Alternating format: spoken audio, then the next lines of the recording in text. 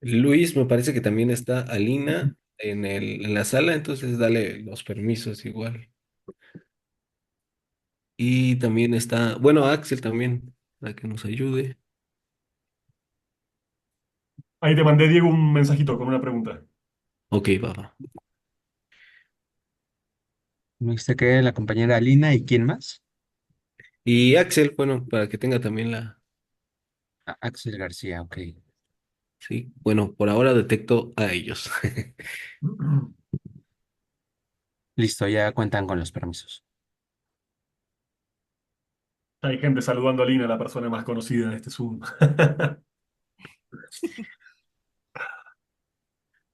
Pues si quieren vamos arrancando, no sé cómo vean, ya estamos grabando. Ujú. Entonces, pues ya se van conectando y sin más, pues Lautaro, pues eso, primero agradecerte que te hayas sumado a esta iniciativa muy de pronto, ¿no? De ayudarnos a que esto que tú ya tenías armado prácticamente llegara también a la militancia, a los simpatizantes también, y que nosotros pudiéramos ayudar en temas logísticos, en una suerte de ampliar simplemente este esfuerzo que tú ya habías puesto sobre la mesa. Entonces, pues agradecerte, contarle a la gente que nos vamos a reunir aquí todos los lunes a esta hora, a las 5 de la tarde. Lo vamos a dejar grabado también para transmitirlo, para consultas. Estamos evaluando el tener una plataforma en donde la gente pueda acceder a estos contenidos y Lautaro mantendrá la comunicación con todos y todas ustedes. Recordarles y pedirles, sobre todo a quienes no lo han hecho, les vamos a enviar un canal de Telegram en donde la comunicación será mucho más directa, mucho más fácil en nuestra experiencia cuando son grupos bastante amplios. Siempre hay muchas dudas y tratamos siempre de solventarlo, daremos acompañamiento y apoyo al Lautaro, pero siempre habrá un canal de Telegram en donde podrán ustedes hacer algunas preguntas. Agradecerle pues también al equipo de la Coordinación Internacional del Instituto que vamos a estar ahí al pendiente de todo lo que surja y nuevamente también decirles que habrá, y ya lo dirá también Lautaro, habrá algunas sesiones de este seminario que serán presenciales para quienes se encuentren en la Ciudad de México, toda vez que podamos interactuar de manera presencial. Habrá compañeros, compañeras que se sumen a la tarea en este espacio. Así que bueno, nosotros y nosotras en realidad en el instituto estamos acompañando una propuesta que ya había hecho aquí el compañero y cuando le dije, por favor, ayúdanos a que estos temas lleguen a más gente, pues no dijo que no. Entonces, por eso es que estamos más de 700 personas, ya casi 1000 inscritas. Estamos todavía sacando cuentas porque mucha gente se inscribió de último minuto. Entonces, yo no creo que no descartamos que sean cerca de 1000 las personas que puedan inscribirse en este curso, insistirles que se sumen al canal de Telegram y pues sin más, querido Lautaro, pues te cedo la palabra. Bueno, muy bien. Gracias, Alina. Gracias de vuelta a todos los compañeros y compañeras del INFP que tienen bastante experiencia en estos trotes y unos cuantos seminarios sobre la espalda. Bueno, hay varios y varias por ahí atrás. Si les empiezo a nombrar, me voy a olvidar de alguno, pero gracias por hacer lo posible. Como decía Alina, un poquito unimos esfuerzos para estos contenidos y para que este seminario, que de alguna forma es una propuesta que surge originalmente a nivel académico, como un seminario de grado optativo de la Facultad de Ciencias Políticas y Sociales de la UNAM, pueda hacer esto mismo, llegar a más gente, a públicos amplios, diversos, realmente bastante grandes. Ahí creo que tengo el numerito. Alina va ya por 1200 y pico de personas. Independientemente de cuánta gente se conecte, creo que es un lindo síntoma, me parece, de el interés que despierta nuestro pensamiento propio y nuestro pensamiento crítico latinoamericano y caribeño, llámese marxismo o le pongamos otro nombre u otro rótulo, realmente hay mucho interés y mucha expectativa en poder pensar con cabeza propia, así que bueno, esperaremos honrar esas inquietudes y esos intereses a lo largo de todo este seminario. Ahí, bueno, ahí estaban avisando por el grupito entonces que va a pasar un rato antes del fin de la clase, de esta primera sesión, el link con el formulario para que básicamente dejen la asistencia. Recordar que ahí el criterio que convenimos con los compañeros y compañeras es tener un 80% de asistencia al seminario para que el INFP pueda hacer una certificación oficial de su participación aquí. Obviamente, si se diera el caso de que pudieran participar menos, nuestra invitación es que participen el tiempo y las veces que puedan. Ojalá lleguen a ese requisito, pero si no, de todas maneras, obviamente lo más importante es participar y compartir estos temas de debate y nuestras propias experiencias y conocimientos. Algunas cositas ahí sobre el seminario para que tengan en cuenta. Este es un seminario básicamente en construcción. Vamos a trabajar un tema realmente muy, pero muy amplio, extenso y profundo, como son el conjunto de los marxismos de América Latina y el Caribe. Entonces, obviamente, esta selección, perdón, tiene siempre algún condimento de arbitrariedad.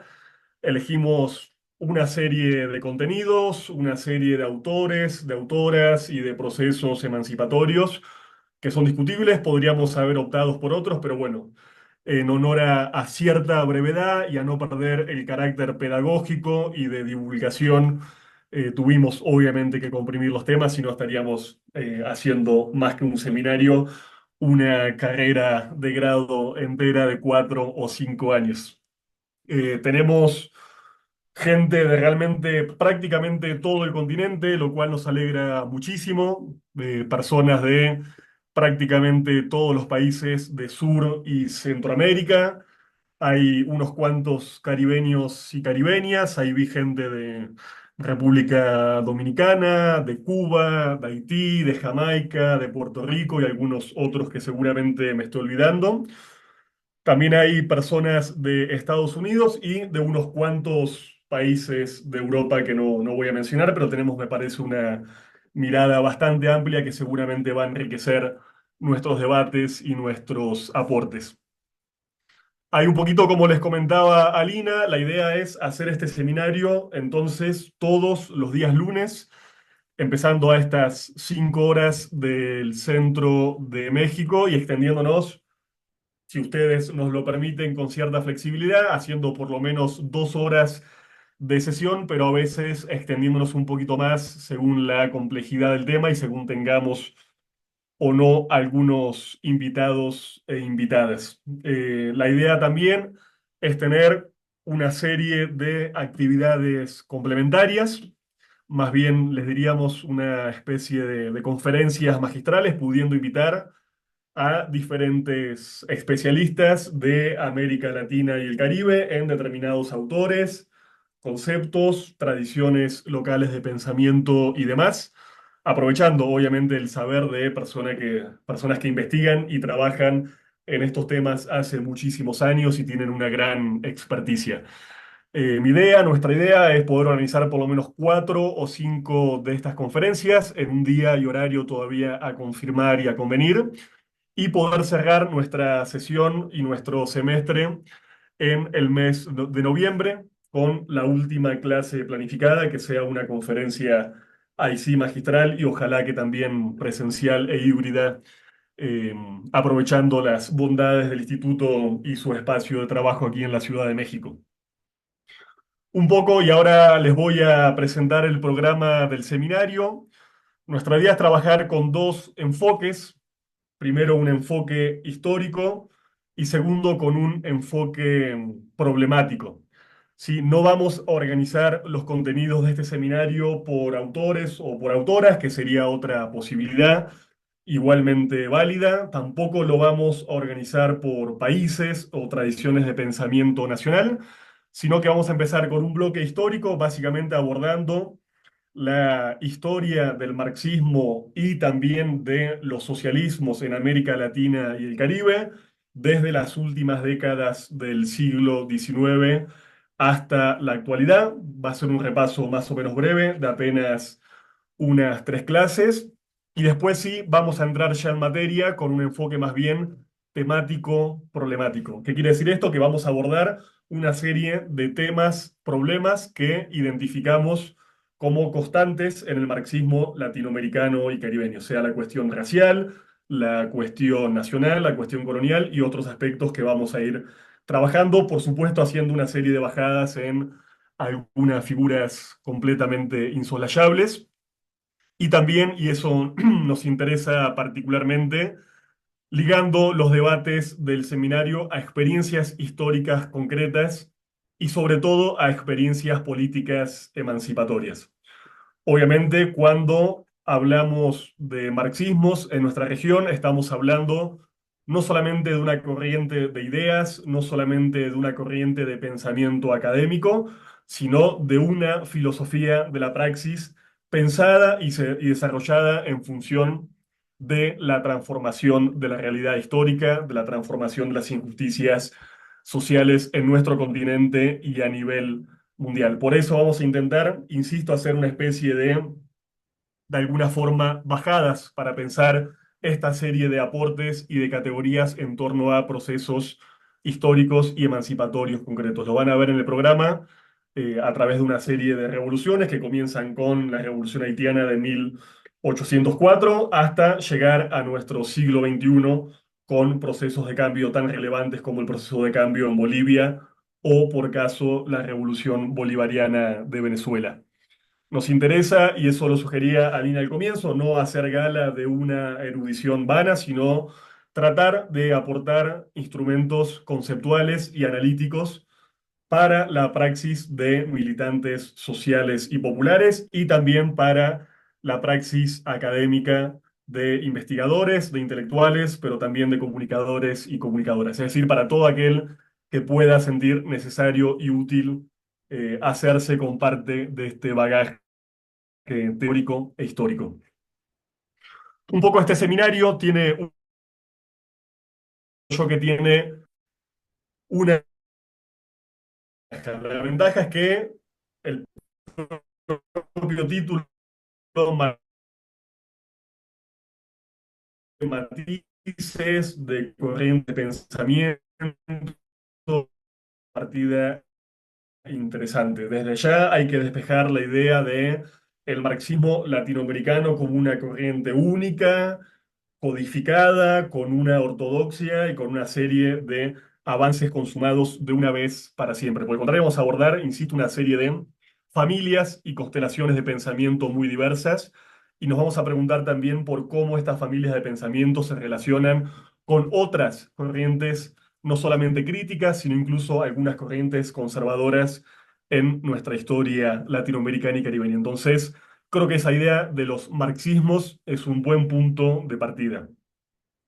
Sin embargo, hay que decir, y esto es quizás un lastre de la propuesta original de este seminario, que cuando hablamos de latinoamericanos, en verdad vamos a hablar de marxismos latinoamericanos y caribeños. ¿Sí? Partimos firmemente de pensar que no se puede entender ni la historia ni el pensamiento de América Latina si no incluimos a la cuenca del Caribe, a los territorios continentales e insulares, que lo vamos a ver en este semestre, han aportado grandes ideas, grandes formulaciones teóricas y también procesos políticos de enorme radicalidad y relevancia. Así que cuando hablemos de Latinoamérica, vamos inmediatamente a fugar hacia un espacio tan denso en términos históricos y geopolíticos como lo es el Caribe. Y por supuesto, para los que conocen el Caribe o provienen de allí, hablar del Caribe y de su pensamiento crítico y radical es imposible si no nos remitimos a su vez al pensamiento crítico de los Estados Unidos, país al que muchos de estos intelectuales, militantes y dirigentes han migrado o con el cual han tenido muchísimos vínculos históricos. Y a la vez es imposible que no nos remitamos, por ejemplo, también a los vínculos del Caribe con África, con la madre África, a través de corrientes de pensamiento como, por ejemplo, la teoría de la negritud, el panafricanismo, el tercermundismo y otras variantes que, por lo menos de alguna manera un poco superficial, vamos a trabajar también. Entonces, insisto, vamos a hablar de marxismos de América Latina y también del Caribe. Obviamente cuando hablemos de marxismos, y sobre todo va a suceder en estas primeras tres clases que vamos a compartir, y sobre todo cuando pensemos en la llegada o en la recepción o en la reinvención del marxismo en nuestro continente, vamos a ver una serie de ambigüedades, ¿no? No siempre va a ser tan claro qué figura es o no marxista, qué figura es o no socialista, cuándo, por ejemplo, una figura puede utilizar el método marxista para analizar la realidad, pero en términos políticos e ideológicos, identificarse, por ejemplo, como un liberal o como un indigenista o como un aprista o como un peronista. Vamos a ver esa serie de ambigüedades y a la vez vamos a ver una serie de figuras que pueden asumir el marxismo o el socialismo como una autorrepresentación, como una identidad política y teórica, pero no necesariamente van a utilizar el método o los métodos marxistas, ni van a conocer, ni van a tener una erudición respecto a toda la tradición originaria del marxismo europeo. Entonces, en esto de hacer recortes con cierto nivel de siempre de arbitrariedad inevitable. Insisto, vamos a trabajar sobre figuras que ustedes tranquilamente me pueden decir, no, fulano, mengana, no es estrictamente un marxista, y bueno, creo que ese debate y esa riqueza va a ser parte también de nuestro seminario. Otras cositas sobre el enfoque es comentarle que lo que nos va a interesar este semestre es, sobre todo, trabajar las relaciones de tipo horizontal entre el marxismo y otras teorías críticas de América Latina y el Caribe. Como les comentaba, cómo se vinculó el primer marxismo de fines del siglo XIX, por ejemplo, al positivismo o, por ejemplo, a las corrientes krausistas, cómo el marxismo del siglo XX se ligó al indigenismo, al indianismo, a la teoría de la negritud, al pensamiento imperialista, al pensamiento continentalista latinoamericano. Insisto, vamos a trabajar en torno a esa horizontalidad, cómo el marxismo latinoamericano se enriqueció y a la vez hizo aportes sustanciales a esas corrientes de pensamiento crítico, que por supuesto que son diversas y son plurales. No nos vamos a preocupar tanto, salvo quizás un poco en estas primeras clases, en relación a los vínculos verticales. Es decir, si tal o cual autor o figura o proceso conocía mejor o peor la herencia de Marx y Engels, o la de Vladimir Ilich Lenin, o la de Stalin, o la de, bueno, y esos vínculos de fidelidad entre la práctica latinoamericana y el origen de la teoría europea, no es que no existan, pero no van a ser el foco de nuestras reflexiones en estas semanas. Aquí, por ejemplo, el compañero habla del anarquismo. Por supuesto, vamos a comenzar trabajando también en las relaciones armónicas y conflictivas del primer marxismo con el anarquismo y el anarcosindicalismo, entre otras teorías y prácticas políticas radicales. Así que bueno, hasta ahí dejarles lo que van a ser algunos criterios, por lo menos, insisto, de la selección de nuestros temas y nuestros materiales de trabajo y estudio. En segundo lugar, comentarles un poco sobre cómo pensamos la metodología y la didáctica de este encuentro. Forzosamente, por la cantidad de personas que somos y por estar en un formato virtual, el trabajo va a ser bastante más expositivo de lo que originalmente me gustaría si tuviéramos un espacio físico de trabajo o una cantidad de personas más pequeñas, pero bueno, tenemos las ventajas y los inconvenientes de la virtualidad y de la tecnología, así que va a ser en principio un carácter un poco más expositivo, y mi idea es que tengamos o una o dos veces por clases un momento para que ustedes puedan formular preguntas aquí por escrito, por Zoom. Quizás algunos de los compañeros y compañeras del INFP nos pueden ayudar a recoger algunas de ellas y darle la última media hora de la clase o el tiempo que haga falta para responderlas o para conversar en torno de esas inquietudes. Como les decía, la idea es trabajar por lo menos 2 horas, aunque nos podamos extender un poquito más. Y también la propuesta, y eso se irán enterando clase a clase, es que tengamos algunos invitados e invitadas más allá del esquema de las conferencias magistrales. Es decir, que en estos propios encuentros de los días lunes a las 5 de la tarde vayamos invitando a diferentes personas para que vayan haciendo algún complemento o profundizando en algún concepto y en alguna autora sí tenemos también una dinámica un poquito más rica y no tenemos solamente una persona aquí hablando y conversando con ustedes. También, si fuera posible, seguramente podamos trabajar sobre algunos recursos literarios y audiovisuales. Esto creo que es bastante importante, no solamente para el enriquecimiento didáctico del seminario, sino porque todas las teorías críticas de nuestro continente se ejercieron muchísimas veces en una serie de formatos que no fueron, por supuesto, solamente el formato académico, el paper, la obra doctrinaria o el volumen sistemático, sino que nuestro pensamiento crítico e inclusive el marxismo se expresó también en ensayos literarios, en novelas, en cuentos, en la poesía, en la pintura, en el muralismo, en el cine y en un montón de otros soportes artísticos y literarios que creo que son igualmente importantes para pensar en torno al tema que aquí nos convoca. Después también ahí les comentaban los compañeros y la compañera Alina nuestras formas de comunicación. Está ese Telegram, creo que ya está circulando por acá el enlace para quien se quiera sumar y sobre todo para que nadie nos quede afuera y no pueda acceder a los links que vamos mandando semana por semana.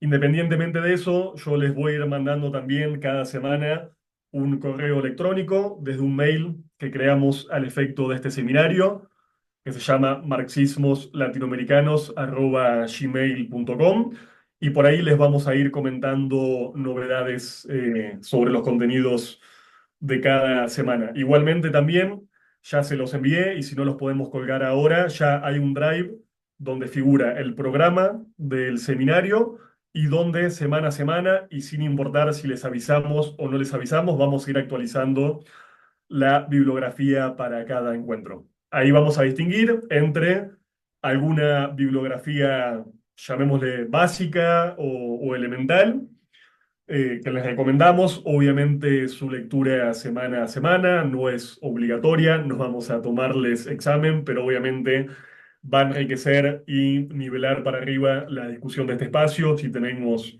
acceso a algún tipo de insumo bibliográfico como ese.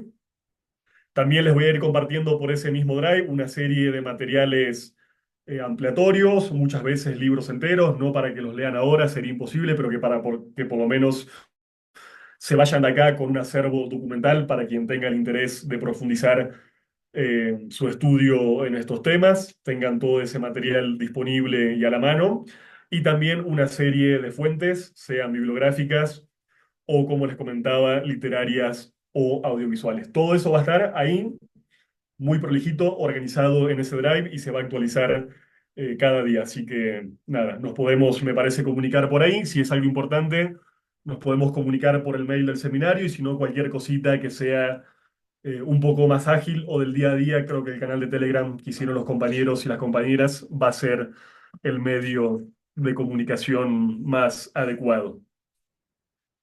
Bien. Entonces, les comentamos ya, bueno, lo de las asistencias, eso ya está. Ah, bien, lo de la certificación final y una cosa más, no para que la divulguen demasiado, nos gustaría compartir este espacio presencial con ustedes, pero si fuera el caso que no pudieran asistir a alguna clase o si conocen a personas interesadas en el seminario que por trabajo, estudio, familia o el motivo que sea no pueden acceder, también vamos a grabar y a disponibilizar las clases del seminario. Me imagino, ustedes me corregirán, compas, que a través del canal de YouTube del INFP, que tiene, además de este seminario, un montón de material muy rico y actualizado sobre el acontecer de nuestro continente. Así que desde ya recomendarles muchísimo acceder al canal de YouTube del INFP y en general a los materiales que el instituto está produciendo de manera permanente. Muy bien. Hasta ahí entonces una presentación general y lo más genérica posible. No les voy a repasar el programa porque se nos iría, me parece, un buen rato. Insisto que está subido ahí. Simplemente recordarles eso, que tenemos ahora 3 encuentros sobre la trayectoria y la historia del marxismo en América Latina y el Caribe. La clase de hoy, día 12 de agosto.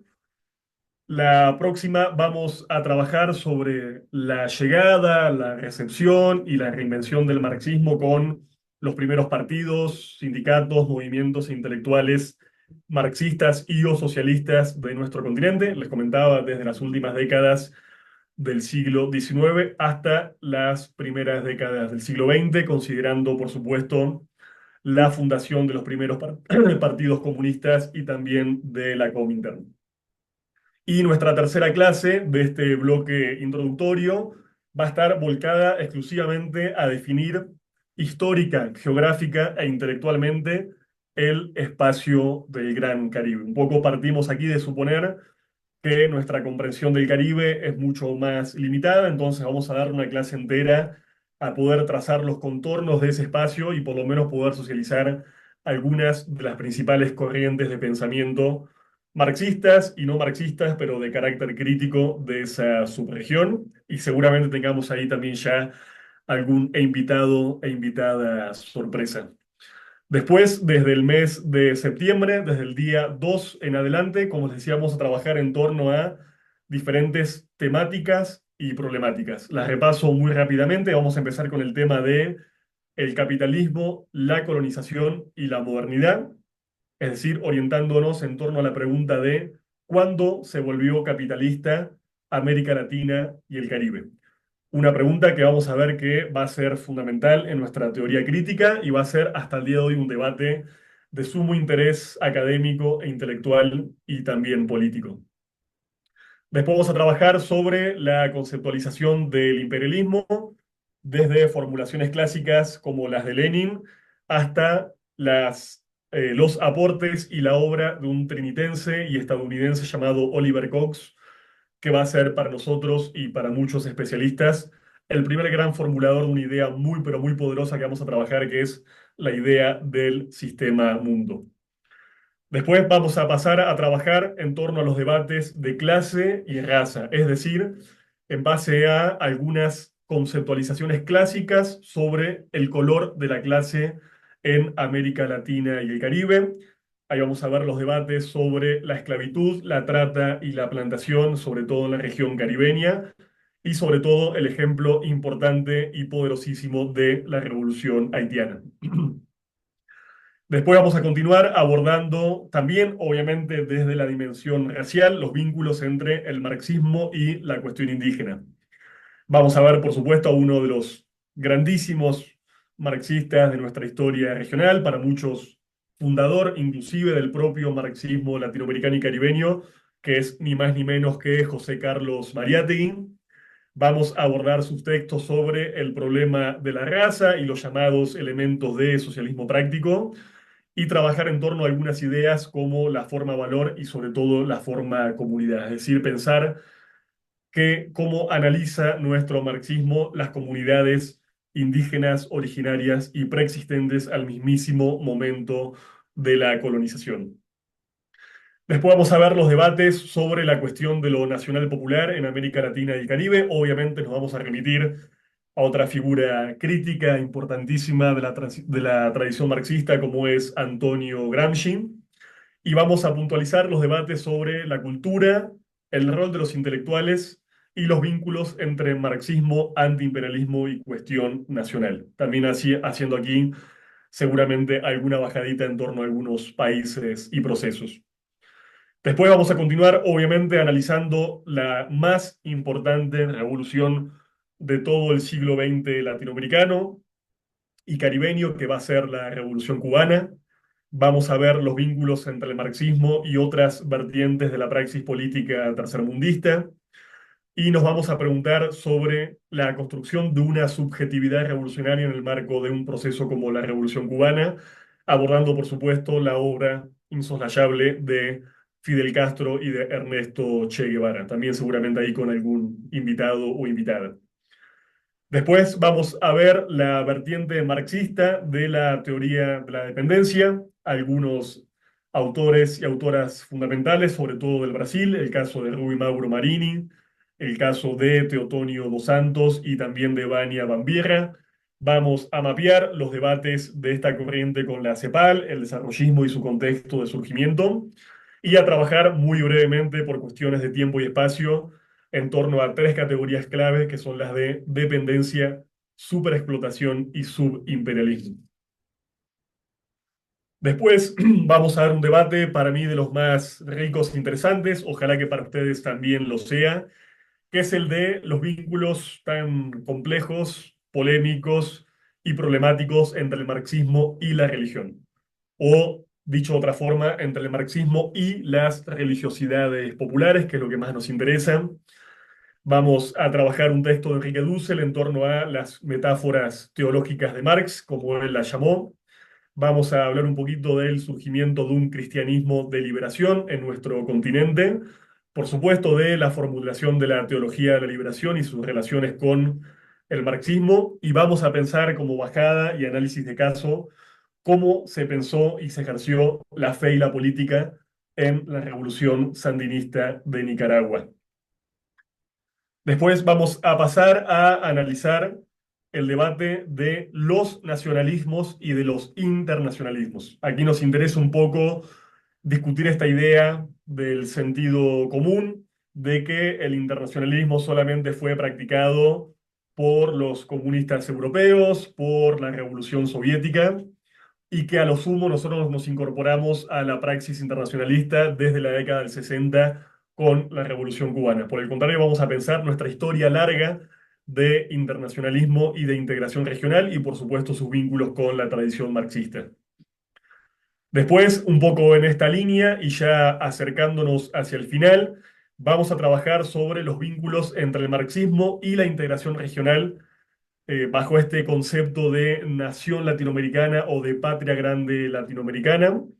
Y nos vamos a preguntar puntualmente por el vínculo entre la geopolítica, la integración y otra categoría muy importante que es la multipolaridad, en el caso de la Revolución Bolivariana de Venezuela, sobre todo abordando, por supuesto, el ejemplo y los aportes de Hugo Chávez Frías en nuestro siglo XXI. Y después, ahora sí, para cerrar, y en nuestra última clase vamos a trabajar bajo la pregunta de ¿qué es la revolución hoy? Obviamente, insisto, estamos tratando con el marxismo como filosofía de la praxis, entonces la pregunta por la revolución va a ser el trasfondo obvio y permanente de nuestros debates y reflexiones. Y nos vamos a preguntar sobre una serie de viejos y nuevos temas, sujetos y problemas que afronta el marxismo latinoamericano y caribeño en este siglo XXI. Y mi idea un poco es que aquí también y haciendo honor a la serie de contenidos y temas que inevitablemente quedaron desalojados de la propuesta general del seminario, que por lo menos las podamos plantear como problemáticas, invitar a varias personas y hacer ahí sí nuestra gran conferencia de cierre el día 11 de noviembre. Bueno, hasta ahí el programita, no se los comparto por acá porque entiendo que todos han tenido acceso a él y si no, no os preocupéis, se los vamos a compartir a la brevedad por el canal de Telegram. Hasta ahí, y para los que están ahí chateando, ¿alguna pregunta, alguna duda? Cualquier cosa me dicen, pero perfecto, quedo ahí pendiente. Obviamente todo esto está abierto a sugerencias y sería un placer enriquecer y complejizar este seminario, que como les decía al comienzo, es un seminario en construcción, con sus aportes, con su propio bagaje y seguramente tengamos al fin del semestre una propuesta infinitamente más rica y superadora para el año siguiente. Bueno, ahora sí me gustaría empezar con un pequeño juego y ejercicio. Te pregunto ahí, Diego, si puedes compartir esa plaquita primera que te mandé en el PDF para trabajar en torno a ella. Sí, a ver, permíteme.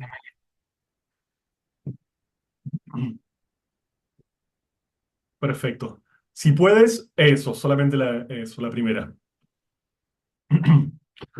Bien, ahí para quien preguntaba en el chat y solamente comentarle, sí, la idea es que en una de estas conferencias magistrales con personas haciendo honor a la verdad mucho más formadas que yo, podamos dar un encuentro particular a trabajar los vínculos entre feminismo, sexualidad, reproducción de la vida y una serie de cuestiones que son, por supuesto, absolutamente insoslayable y tienen una historia larguísima en el marxismo y también en el pensamiento crítico latinoamericano y caribeño, así que vamos a darle un espacio en particular a trabajar esos temas y esos aportes, no se preocupen.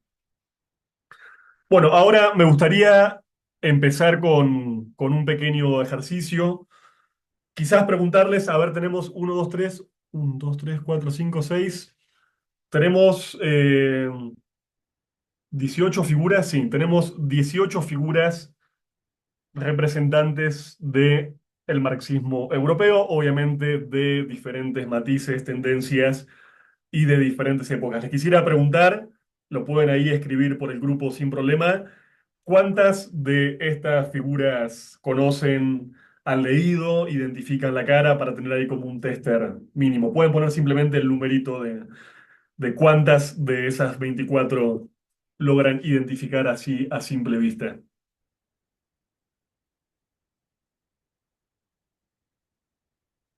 7, 14, 8, 7, 8, 10, 11, 7, 13. Bueno, alguien se va a llevar la tarea de hacer un promedio. Ahí aparecen algunos números. Hannah Arendt, Lenin. Bien.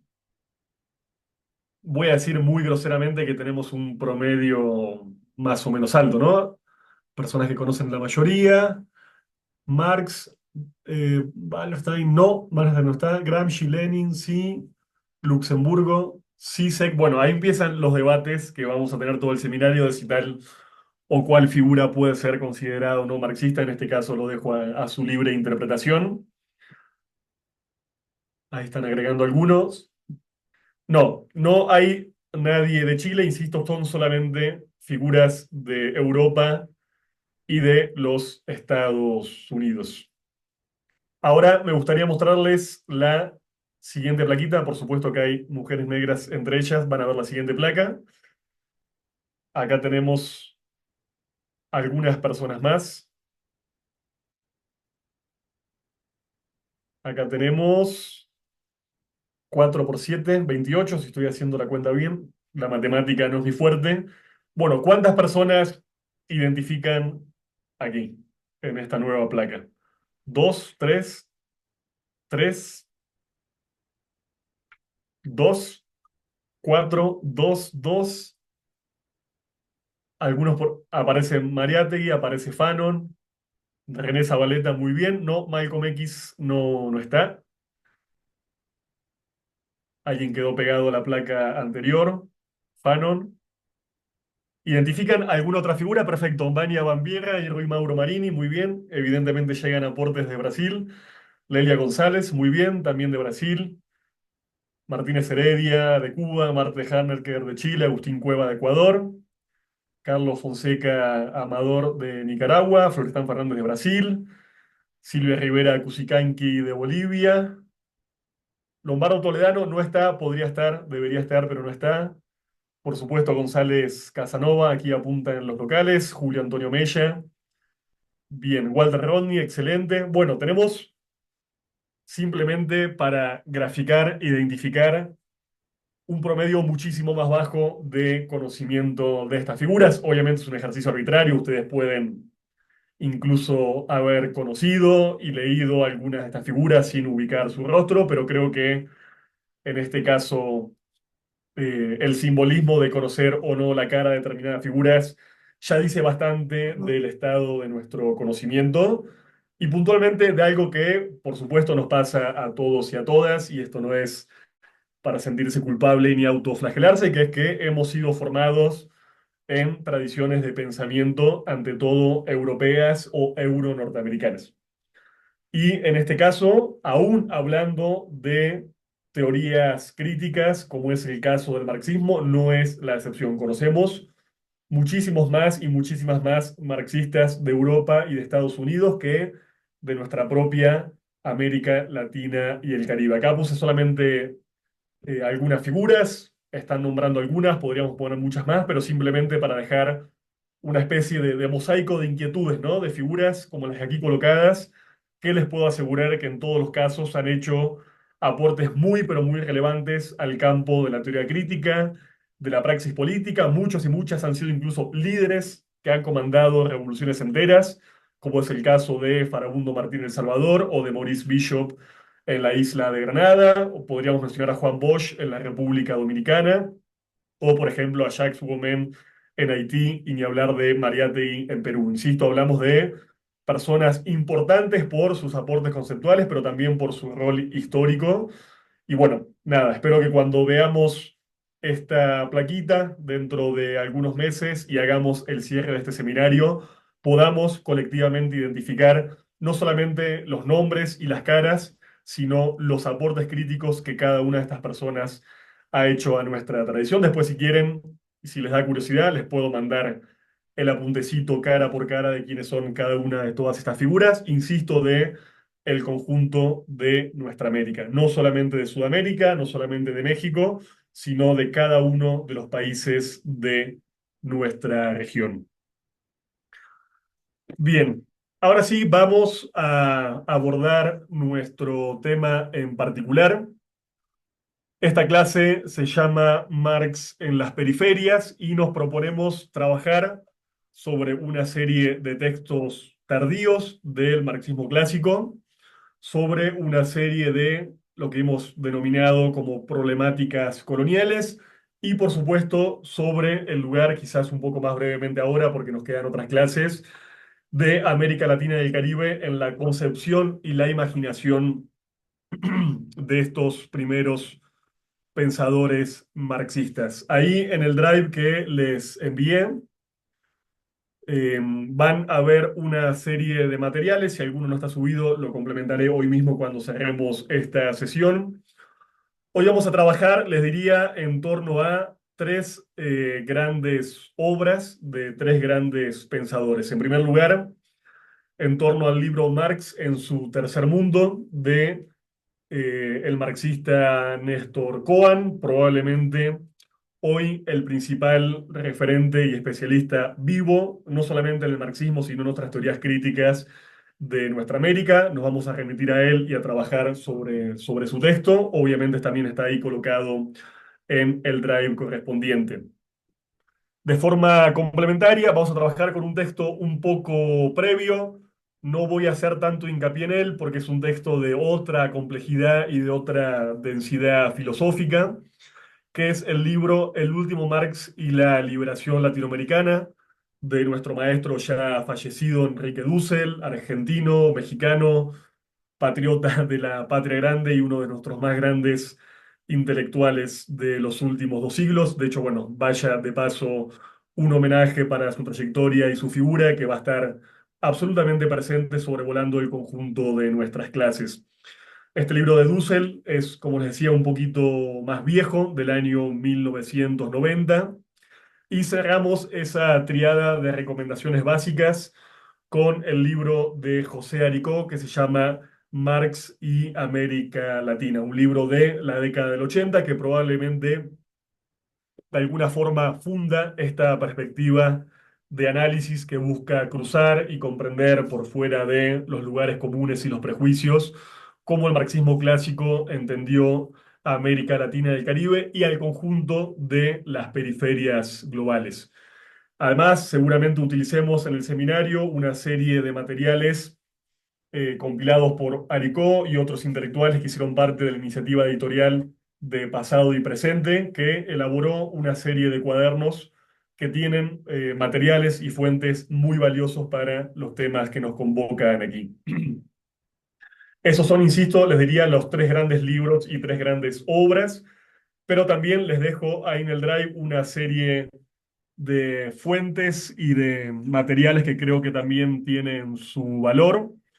Una obra pequeña, obvia y clásica es el Manifiesto Comunista de 1848, perdón, escrito en conjunto por Marx y Engels. Seguramente muchos y muchas de ustedes ya lo hayan leído en formaciones militantes o en la academia o en diferentes espacios de trabajo. Les dejo también un textito que se llama La dominación británica en la India, un texto de carácter más periodístico de Karl Marx del año 1852. También una fuente un poquito más larga y bastante problemática, ya hablaremos de ello, que es un texto de Marx referido a nuestro patriota latinoamericano Simón Bolívar. El texto se llama Bolívar y Ponte y es del año 1858. También les queda por ahí la carta de Marx a Vera Sasulich. No les doy más detalles porque vamos a trabajar ahora en un momento con ella. Y una carta de Engels a Karl Kautsky, uno de los grandes marxistas alemanes, donde debate Engels aquí la cuestión de la nacionalidad, otro de los temas que nos interesan aquí. Y por último, una pequeña crónica que me gustaría leerles antes de entrar propiamente a trabajar en torno a los contenidos de la clase. Si me permite, se las paso a leer. Es un fragmento muy, pero muy breve que escribió nuestro patriota cubano y también latinoamericano José Martí en el año 1883 en conmemoración y homenaje del fallecimiento de Karl Marx. Fechado el 29 de marzo del 83 en la ciudad de Nueva York. Decía Martí: ved esta gran sala.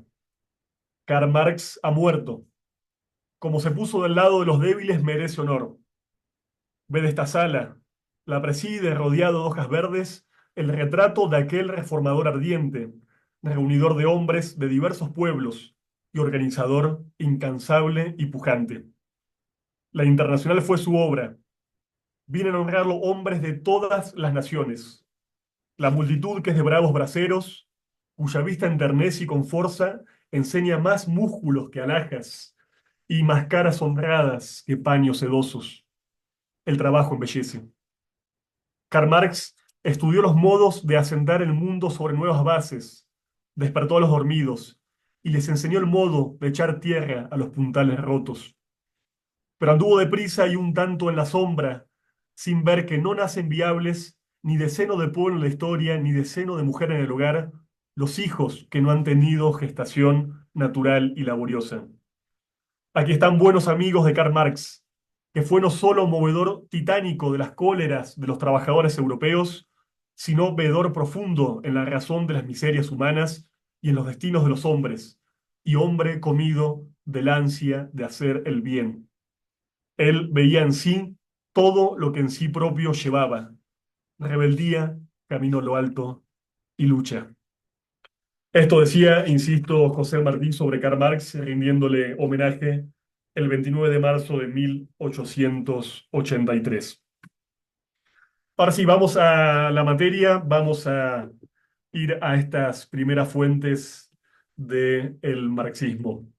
Primero, y este es nuestro punto de partida fundamental, y esta necesidad la comparten tanto Dussel como Aricó como Cohen, tenemos que historizar al marxismo, tenemos que, de alguna forma, despejarnos de esta construcción canónica de un Marx o un Engels codificado apenas en un puñado de textos, reducidos a una parte de su vida y a una parte de su praxis política. Vamos a trazar esa historia de ese pensamiento, tratar de entenderlo en un contexto histórico y geográfico particular, como es la Europa del siglo XIX, que por supuesto no es la América Latina y el Caribe de nuestro siglo XXI.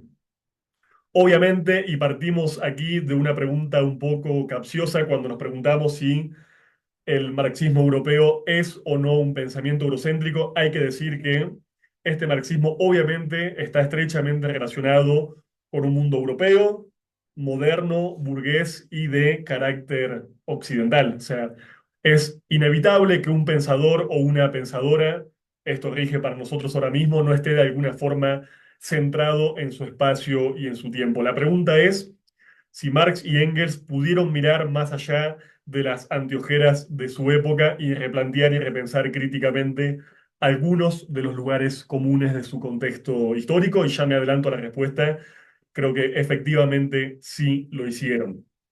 Nos interesa entonces entender cómo el pensamiento marxista, engelsiano, se fue de alguna forma modificando, cómo fue evolucionando y señalar una serie de etapas y derroteros, insisto, para no considerarlo como algo formulado de una vez y para siempre, como un pensamiento estanco y cristalizado tan solo en el siglo XIX.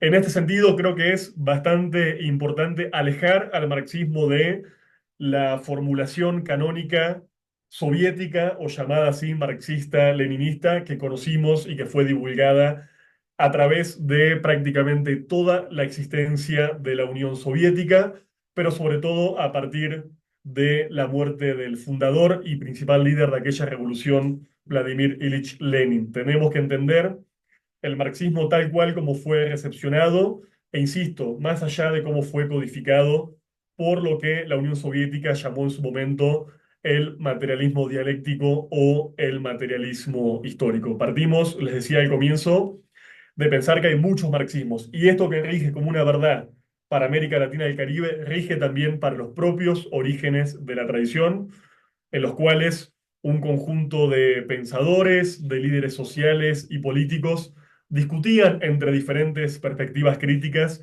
e intercambiaban y confrontaban diferentes modos del saber y del hacer. Como vamos a ver en la próxima clase, no hablamos tan solo del marxismo, hablamos también del anarquismo, hablamos del anarcosindicalismo, hablamos de las tradiciones socialistas utópicas, hablamos de ciertas corrientes cristianas humanistas tempranas que también tuvieron sus diálogos y que los van a tener, por supuesto, en el contexto de nuestra propia América Latina y el Caribe. Entonces, creo que como introducción metodológica, dejarles ese mensaje simple, la necesidad de historizar y contextualizar el pensamiento de los fundadores de esta tradición.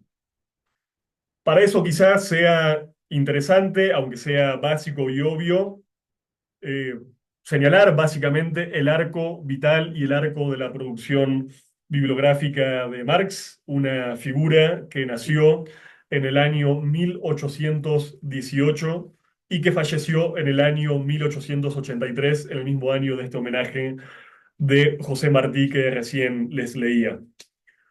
Si uno, por ejemplo, se pone a pensar y analiza cuáles son las principales obras conocidas de Marx y de Engels, o por lo menos cuáles fueron conocidas entre comienzos del siglo XX y fines del siglo XIX, vamos a ver que estamos en presencia de un porcentaje realmente muy, pero muy pequeño y no muy significativo de esta tradición. En general, en nuestro continente fue conocido, es conocido y sigue siendo repetido, y por eso se los dejé como fuente el Manifiesto Comunista de 1848. Sobre todo, otro brevísimo texto que ha sido tomado incluso como una caricatura o una simplificación muy burda del pensamiento marxista, que es el prólogo a la contribución de la crítica de la economía política, un prólogo muy breve del año 1859. Y también fue conocido, por supuesto, pero tan solo el tomo uno del Capital, la obra más grandiosa y ambiciosa de Marx, que por supuesto quedó inconclusa en vida.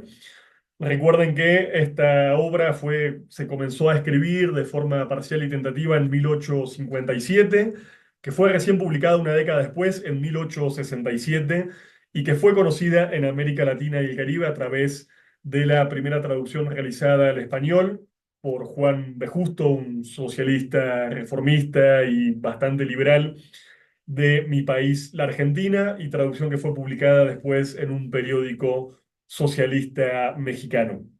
Yo les diría que esas tres obras y quizás una cuarta exclusiva de Friedrich Engels, el Anti-Düring del año 1878, fue prácticamente todo lo que conocimos durante décadas en nuestro continente, lo que la propia tradición marxista europea conoció en el contexto de surgimiento de esta tradición, y hasta el día de hoy cuando uno piensa, insisto, la simplificación extrema y la vulgarización extrema del marxismo, en general, incluso las propias derechas, para criticar a Marx y Engels, se remiten apenas a algunos fragmentos de esas obras. Sin embargo, obviamente hay muchísimos trabajos más, y si atendemos a este pequeño recorte que les comparto y lo comparamos con la trayectoria de vida completa de Marx, vamos a ver que la mayoría de estos textos llegan hasta la década del 40 o incluso hasta la década del 50.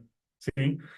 ¿Qué quiere decir esto? Que las últimas décadas de vida y de producción de Marx, y ni hablar de Engels, que vivió y lo sobrevivió algunas décadas más, quedan completamente excluidas del canon e incluso de las lecturas habituales que organizan las organizaciones políticas en nuestro continente. Lo que Marx escribió en la década del 60, en la década del 70 y en la década del 80, hasta su fallecimiento en el año 83, son todavía materiales muy, pero muy desconocidos. Recién ahora, por ejemplo, y a través del esfuerzo encomiable de Néstor Cohen, de Enrique Dussel, de Álvaro García Linera y de la vicepresidencia de Bolivia, pudimos acceder a una serie de textos fundamentales para nosotros y nosotras que versan sobre temas tan relevantes como la comunidad, la cuestión nacional, la cuestión colonial, la cuestión racial y demás, editados en un libro que, si no recuerdo mal, es apenas del año 2018. Así que fíjense recién. Hace apenas 6 años pudimos acceder por primera vez en español a una serie de materiales inéditos que me atrevo a decir son los de máxima importancia para pensar nuestros propios problemas continentales y hemisféricos. Entonces, la interpelación permanente de ustedes es preguntarse qué pasó con esta obra de Marx hasta la fecha de su muerte y de alguna forma rebatir esta idea, este sentido común de que Marx no habría escrito más por vejez o por enfermedad y hubiera solamente producido obras hasta la década del 50, perdón, del siglo XIX. Entonces, este Marx codificado, restringido a una serie de obras, insisto, el manifiesto, el famoso prólogo, el Capital, quizás el Anti-Düring, es recibido en nuestro continente con un marxismo fundamentalmente materialista, eurocéntrico y con una concepción histórica muy permeada por el evolucionismo biológico de tipo darwinista.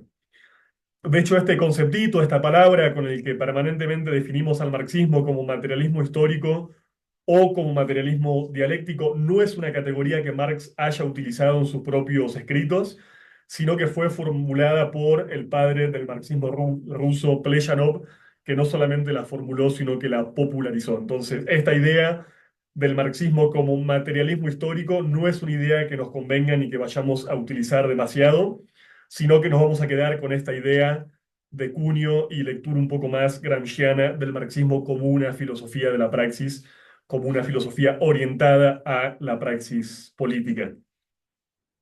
Esta idea, insisto, muy, muy canónica, muy permeada por la Unión Soviética, va a utilizar otra serie de textos, textos de Lenin como el libro Materialismo y Empirio-Criticismo, y también después una serie de textos de muy baja manufactura o muy sencillos y fácilmente rebatibles, escritos por el propio Stalin en las décadas subsiguientes.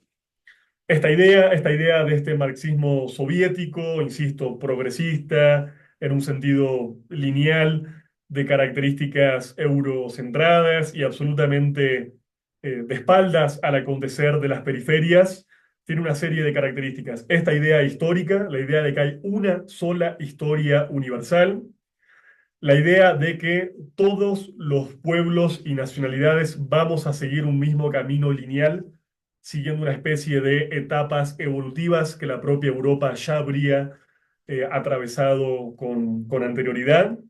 Y la idea, por supuesto, de que hay un solo sujeto de la transformación política y de la transformación histórica, que sería el proletariado blanco y europeo de apenas algunos países del centro de Europa. Y esto es importante porque cuando hablamos de un marxismo europeo, también tenemos que ser críticos con esa categoría y entender que en general nos estamos refiriendo apenas a lo que fue pensado y formulado en un puñado de países. En general, Alemania, Inglaterra, Francia, Italia y a lo sumo España en un lugar muy, pero muy secundario. Europa es, por supuesto, mucho más diversa, amplia y compleja que ese puñado de países. ¿Y qué pasa entonces con esta mirada, con esta cristalización tan soviética? Bueno, básicamente buena parte de nuestro tercer mundo queda en general fatalmente invisibilizado. Yo creo que un testimonio interesante de esta concepción que no es la nuestra es el manifiesto que les estoy compartiendo. Manifiesto que si no leyeron, cosa que insisto, creo que es lo más probable, obviamente hay que juzgarlo con una vara no demasiado alta, o por lo menos entender qué tipo de texto fue y cómo fue concebido por Marx y Engels. El Manifiesto Comunista es, a diferencia de lo que pudo ser la obra magna del Capital, un texto ante todo político, de carácter didáctico y pensado de alguna forma, digámoslo así, para el combate. La función del Manifiesto Comunista no es ser el texto más profundo, complejo y riguroso, sino muy por el contrario, ser un texto sencillo, didáctico y asequible a las grandes masas obreras de Europa de mediados del siglo XIX. Y sin embargo, sin ser el texto más profundo, más complejo y más riguroso, hay que decir que ha sido uno de los textos no solamente más importantes de la tradición marxista, sino de la propia historia de la humanidad, traducido probablemente a tantas lenguas como este planeta conoce, y un libro que por supuesto ha sensibilizado, conmovido y movilizado a millones de personas en todo el mundo a través del último siglo y medio. Entonces, si hacemos hoy una crítica extemporánea o de tipo intelectual o académica, no es bajo ningún punto de vista para restarle importancia, insisto, a uno de los más importantes libros y más influyentes de la historia de la humanidad, probablemente a la altura de textos religiosos como los evangelios cristianos. Pero bueno, dicho esto y hecho este preámbulo, no podemos negar que el manifiesto trasluce una serie de concepciones fuertemente modernas y eurocentradas. Esas propias categorías de civilización y barbarie que circulan por ahí son de alguna forma indicativas de esto, aunque Marx y Engels no hablan de la civilización y barbarie con un sentido peyorativo ni discriminatorio, simplemente indicando estadios evolutivos tal cual lo entendía la ciencia social y las ciencias biológicas de su época. Vamos a encontrar también una serie de eh, pasajes o pequeñas frases que hablan de forma, ahora sí, quizás un poco despectiva del mundo rural, del mundo campesino, obviamente totalmente importante para nosotros como latinoamericanos y caribeños. Y vamos a ver, y esto es importante, una serie de influencias en Marx y Engels que en general han sido invisibilizadas. Las miradas canónicas o más universales hablan, por supuesto, de la influencia de la filosofía clásica alemana, de Hegel y de los filósofos post-hegelianos, por supuesto, de la influencia de la economía liberal británica, que Marx y Engels leyeron de forma muy rigurosa y sistemática para generar su propia crítica de la economía política. Y por supuesto, toda una tradición radical francesa que arranca con la Revolución de 1789 y llega, por ejemplo, a la formulación de diferentes socialistas utópicos con los cuales también el marxismo va a ajustar cuentas. Sin embargo, además de estas tres grandes líneas, hay otra línea que ha sido menos explorada, pero que es fundamental para entender este Marx más tardío, que es el objeto de nuestra clase hoy, que es la influencia de Lewis Morgan y la antropología clásica de los Estados Unidos. En este texto también, en el manifiesto, vamos a ver una serie de aseveraciones que las vamos a retomar más adelante en nuestro seminario por su carácter polémico y porque han sido en general bastante mal comprendidas desde nuestro contexto, que es esta famosa frase de que los obreros no tienen patria, de alguna forma dando cuenta de una idea cosmopolita, un poco abstracta, que Marx va a superar más adelante, llegando a formular un internacionalismo mucho más concreto y mucho más riguroso, que no niega, sino que presupone la existencia de nacionalidades y de patrias en su formulación, ¿no? Tenemos también, obviamente, el famoso esquema tan clásicamente definido en el Manifiesto Comunista y en el prólogo, que va a hablar de la sucesión de una serie de etapas históricas. Como ustedes saben, considerando a la lucha de clases como el motor de la historia, Marx y Engels van a explicar, insisto, de forma muy simplificada y muy didáctica, la sucesión de una serie de modos de producción. El modo de producción esclavista, el feudalismo y el capitalismo como una antesala necesaria del desarrollo de una sociedad de tipo socialista o comunista. Esta idea, por supuesto, muy simplificada, es la gran expresión concreta de esta concepción tan lineal, tan evolucionista que estábamos comentando. Y obviamente va a ser complejizada y discutida por Marx y Engels con posterioridad. De hecho, para ver y comprobar este carácter europeo del manifiesto, el propio manifiesto comienza hablando de un espectro que recorre Europa y no el conjunto del mundo. Ya desde el mismo punto de partida y desde la primera frase, el manifiesto comunista es de alguna manera un manifiesto europeísta. Incluso las propias lenguas a las cuales se proponen traducir el manifiesto es al inglés, el francés, el alemán y el italiano, el flamenco y el danés, es decir, todas lenguas europeas. Vemos entonces esta idea, ¿no? De una jerarquía social, van a decir Marx y Engels, de clases antagónicas que se enfrentan entre sí en cada periodo histórico. Pero hay una tesis fácilmente discutible de nuestra actualidad, que es la idea de que el campo de clases de alguna forma tendería a simplificarse. Es decir, que el conjunto de las clases sociales se ordenarían en dos grandes clases fundamentales, siendo por supuesto la burguesía y el proletariado las clases representativas de el modo capitalista y moderno. Y tenemos también, fíjense esta idea que también vamos a discutir más adelante, esta idea y esta cita de que, dicen Marx y Engels, la gran industria creó el mercado mundial ya preparado por el descubrimiento de América. Insisto, que la gran industria creó el mercado mundial preparado por el descubrimiento. Nosotros podríamos preguntar tranquilamente si no pasó exactamente lo contrario, si el descubrimiento de América no fue el que creó a la vez a la gran industria y al gran mercado mundial. No voy a ahondar mucho en las citas, insisto, es un texto muy conocido, muy leído, que ha sido sumamente discutido. Simplemente era dejarles algunas ideas para hacer ahora, a continuación, una crítica desde nuestro tercer mundo, desde nuestra América Latina y el Caribe.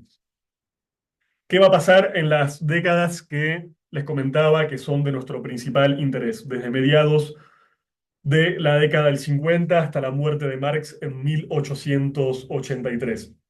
Bueno, en primer lugar, va a haber una serie de transformaciones, diría yo, absolutamente insoslayables en el propio mundo colonial, ¿sí? Pensemos que en esa época están sucediendo las guerras del opio en China entre el año 1839 y 1860, es decir, las guerras por las cuales el Imperio Británico de alguna forma fuerza a China a romper su autonomía y su autarquía y la fuerza a integrarse de alguna forma al mercado mundial. E integrarla, sobre todo esto hay que decirlo, a través de el consumo de opio. Como ustedes saben, China tenía prohibido el consumo de opio y fue una de las exigencias que el Imperio Británico les hace después de derrotarlos militarmente, pese a que no va a conquistar el territorio de forma expedita. Le va a arrancar una serie de concesiones comerciales, el control de puertos y sobre todo los va a obligar a ser compradores cautivos del opio que los propios ingleses estaban fabricando en la India. Hacia 1858 se consuma la conquista del Reino Unido de la India, la cual va a ser por lejos su colonia más importante y más redituable. Y en esas décadas también se produce una carrera alocada del conjunto de las potencias europeas para ocupar el conjunto del espacio africano. De hecho, el gran corolario de esta carrera colonial, de esta última carrera colonial, la primera había sido obviamente la conquista de nuestra propia América Latina y el Caribe, va a ser el Congreso de Berlín del año 1878, por el cual, y eso es materia sabida y bastante brutal, las grandes potencias van a agarrar al África, la van a partir como si fuera un pastel y se van a repartir sus porciones generando los diferentes imperios coloniales que todavía hoy sobredeterminan, por ejemplo, la división de los estados en el África contemporánea.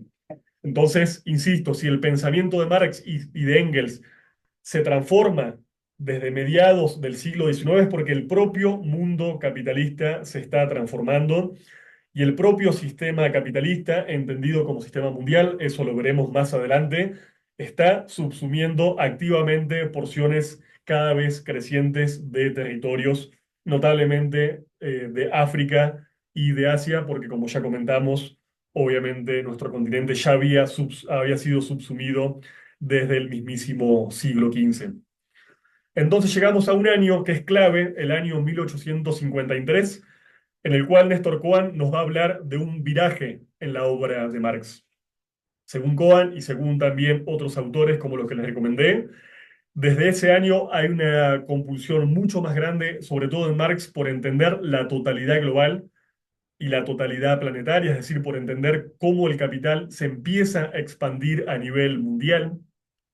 También, y a tono con esto, la propia idea ilustrada y de alguna forma eurocéntrica de progreso también empieza a ser discutida.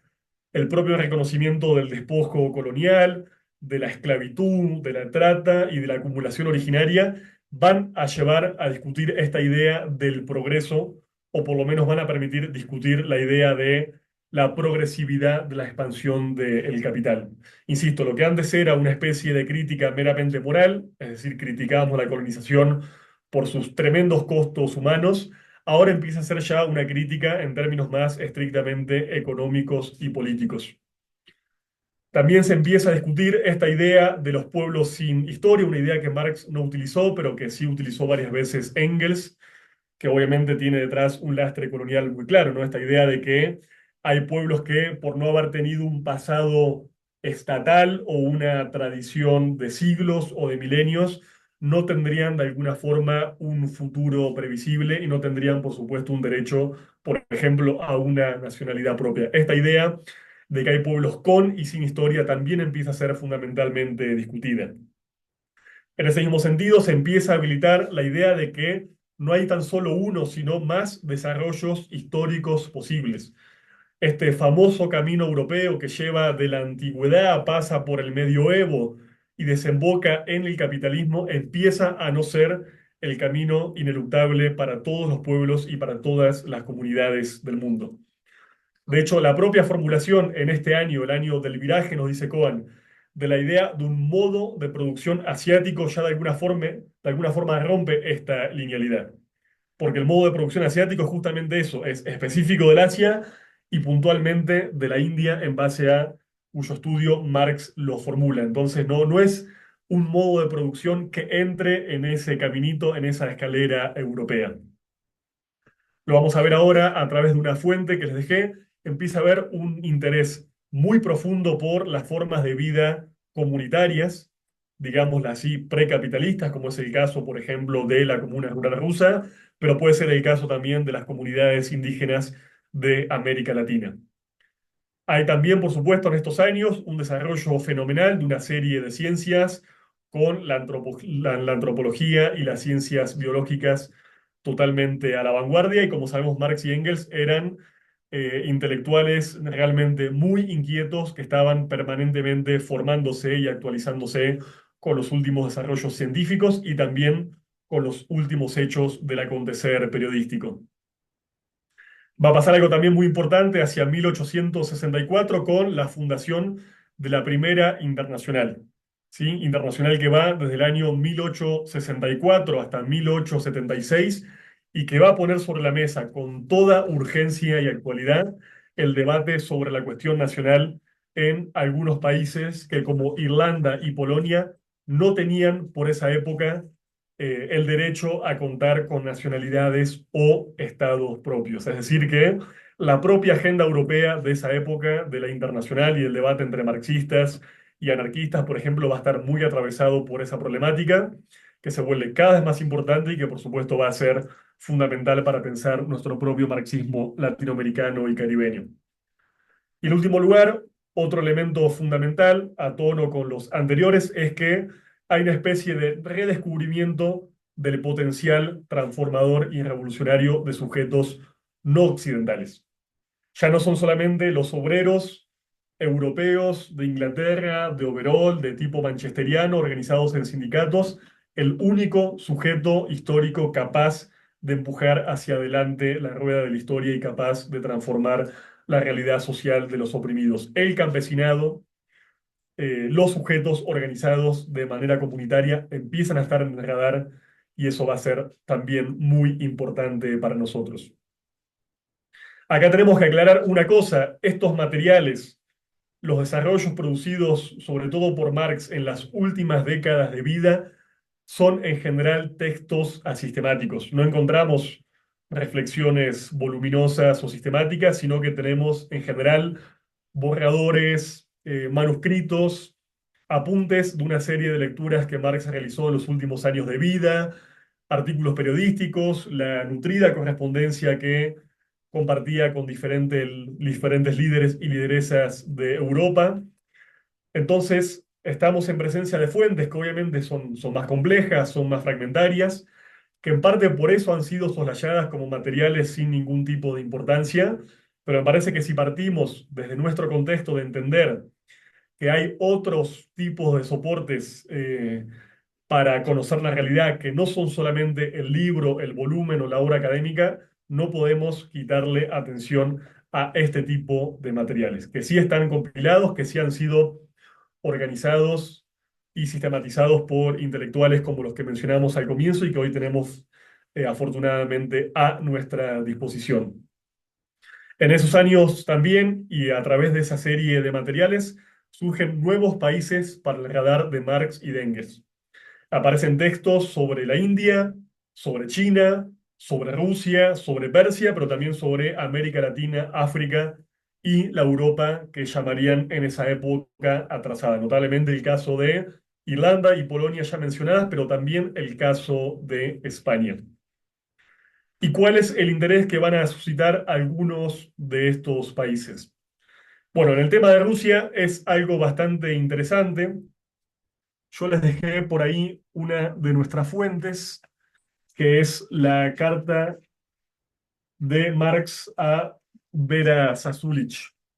Vera Zasulich era una populista rusa que básicamente había leído y venía siguiendo los últimos desarrollos intelectuales de Marx y que como populista que era, tenía una enorme fe y esperanza en el potencial revolucionario del campesinado de su propio país, de Rusia, que como se imaginarán, hacia las últimas décadas del siglo XIX era la población infinitamente mayoritaria del país. O sea, si ya para 1917 todavía el obrero, el proletario moderno era minoritario en Rusia, imagínense que pasaba 3, 4 o 5 décadas antes. Lo que sucede aquí entonces es que Vera Zasulich lee a Marx, lee su obra de El Capital y le pregunta si su análisis y su esquema histórico y evolutivo de alguna forma presupone que la comuna rural rusa, es decir, el espacio en el cual el campesinado se organiza, vive y produce, está condenado o no a desaparecer. La pregunta es relativamente sencilla, pero le va a llevar a Marx más de 20 páginas de apuntes, de borradores, de tachaduras y de enmiendas para llegar a formular una respuesta que en formato carta finalmente va a ser muy breve, apenas de una paginita y pocos, que es la que tienen ahí en el Drive. ¿Qué le va a decir Marx a Vera Zasulich en esta carta fundamental para nosotros? Le va a decir que el análisis que él hace del desarrollo del capital y de los modos de producción se circunscribe tan solo a Europa Central y que de ninguna forma lo podemos extrapolar a otros países europeos y mucho menos a nivel global.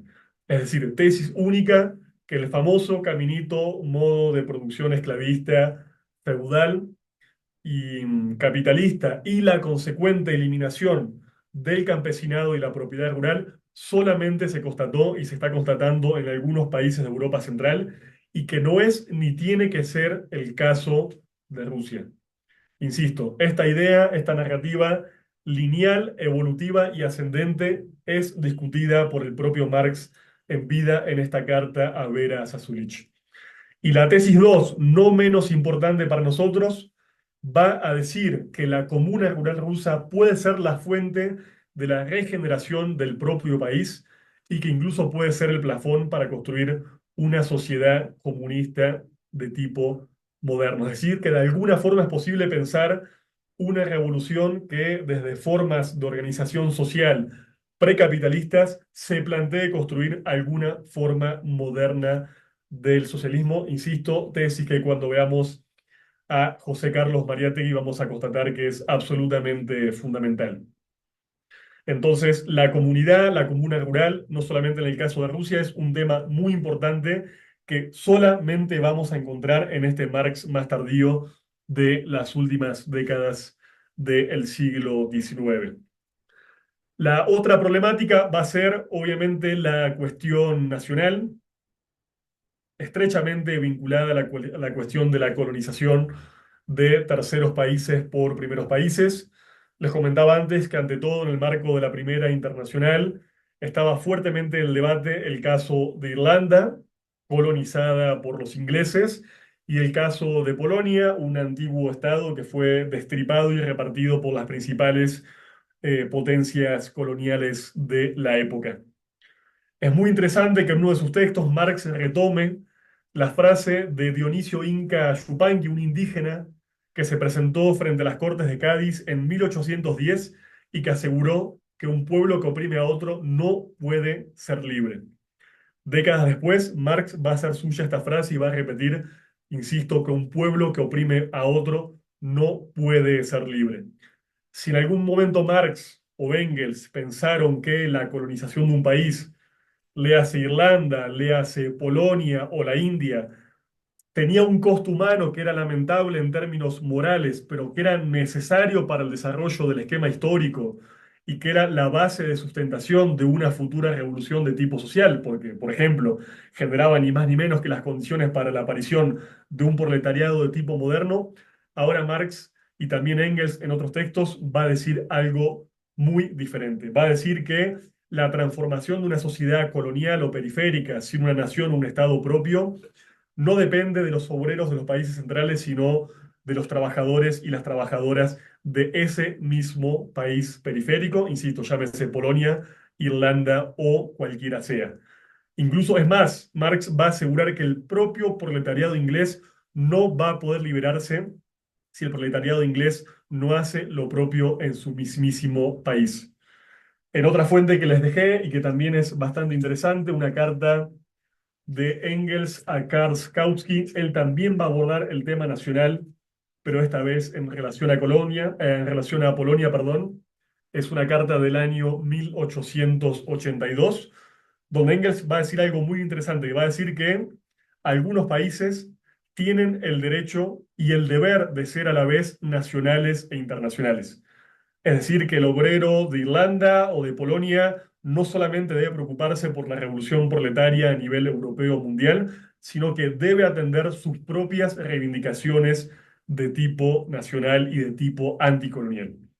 Es decir, que ya desde las propias fuentes del marxismo encontramos algún tipo de articulación o intersección entre el debate de la clase y el debate de la nacionalidad. Insisto, no tenemos aquí un desarrollo profundo ni sistemático, pero sí algunas primeras pinceladas que nos van a importar muchísimo para profundizar más adelante en nuestro continente.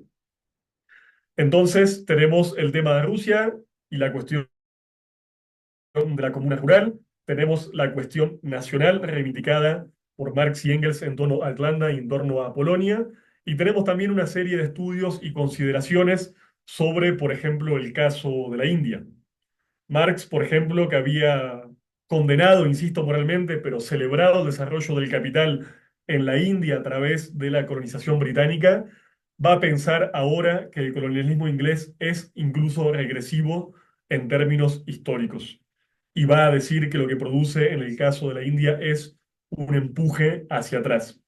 Ya no va a pensar en el desarrollo de las fuerzas productivas como único criterio de evolución de la historia, sino que va a atender y va a ser mucho más crítico de las cuestiones coloniales. ¿Dónde entonces, compañeros y compañeras, podemos encontrar estos textos, estos aportes? Bueno, básicamente en los manifiestos, los primeros borradores en base a los cuales Marx y Engels trabajan en torno al capital, sobre todo a los fragmentos que hablan sobre la acumulación originaria en América y en la India, y también, como les comentaba, en una serie de trabajos periodísticos y también en algunos apuntes que van a escribir en torno al trabajo de ciertos antropólogos de su época. Marx y Engels, y esto es fundamental, y esto apertura el campo del pensamiento de nuestro propio marxismo, van a dejar de pensar tan solo en dos modelos únicos de análisis, Inglaterra como gran ejemplo de desarrollo del capital y Francia como gran ejemplo del análisis político, ¿sí? Sobre todo cuando sea derrotada la llamada Primavera de los Pueblos de 1848, va a haber una apertura hacia lo que pasa a nivel planetario y bueno, obviamente con los límites y las dificultades de la época, Marx y Engels van a intentar nutrirse y pensar sobre otra serie de problemáticas que antes habían pasado desapercibidas o sobre las cuales habían manifestado antes otro tipo de opiniones. Y ahora sí, para ir concluyendo y dar espacio a las preguntas, el debate y el intercambio, señalar esta cuestión. Vamos a organizar nuestro seminario en torno a tres grandes problemáticas: la problemática nacional, la problemática colonial y la racial. Nuestra tesis, nuestro punto de partida es que el marxismo de América Latina y el Caribe, y quizás probablemente también el de Asia y África, solo puede comprenderse en torno a la pregunta por esas tres cuestiones fundamentales que para el marxismo de tipo europeo posterior o para el llamado marxismo occidental quizás no sean tan relevantes, pero que van a ser absolutamente fundamentales en las periferias del planeta. Por eso nos interesa este Marx que llamaríamos, parafraseando a Rodolfo Kusch, un Marx seducido por la barbarie, seducido e interpelado por lo que pasa en los países no blancos, no europeos y no coloniales.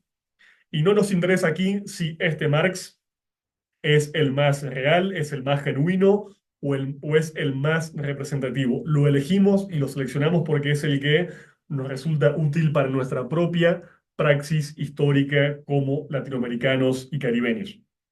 De hecho, fíjense que pasa algo muy curioso. Nosotros analizamos las últimas décadas del pensamiento marxista clásico y encontramos una serie de aportes muy importantes para pensar la cuestión nacional, la cuestión periférica, el colonialismo, el racismo, la esclavitud. Y sin embargo, como dijimos al comienzo, hablamos de textos que no fueron conocidos en América Latina y el Caribe, en algunos casos hasta muy entrado el siglo XX. Entonces, nuestra paradoja muy hermosa y muy interesante es que el marxismo latinoamericano y caribeño formuló de manera autónoma y en base a sus propias problemáticas y urgencias cosas que ahora podemos comprobar que estaban en sintonía e iban en una línea muy parecida a la de los creadores del propio marxismo en Europa. Pero son dos líneas que durante mucho tiempo y muchas décadas de alguna forma fueron paralelas y fueron dos desarrollos que no se tocaron. Por eso, como les decía al comienzo, nuestro interés es pensar sobre todo en los vínculos horizontales del marxismo latinoamericano con otras corrientes del pensamiento crítico de nuestra región, atendiendo a que estas problemáticas fundacionales de nuestro marxismo no son en este sentido deudoras de estos textos clásicos, sino, insisto, de la propia realidad que nos llevó a formular con toda urgencia una serie de categorías y de marcos de análisis que hoy nos resultan fundamentales.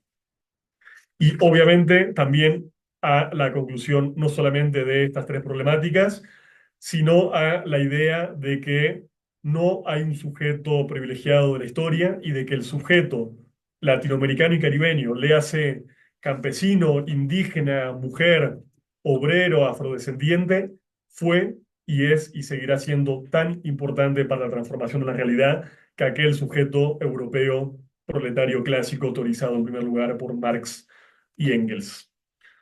Bueno, ahora sí, para no extenderme demasiado y tampoco extender tanto la clase, siendo que es la primera, si les parece, abrimos ahí el diálogo en nuestro chat y quedo atento a las preguntas, comentarios o reflexiones que nos quieran compartir.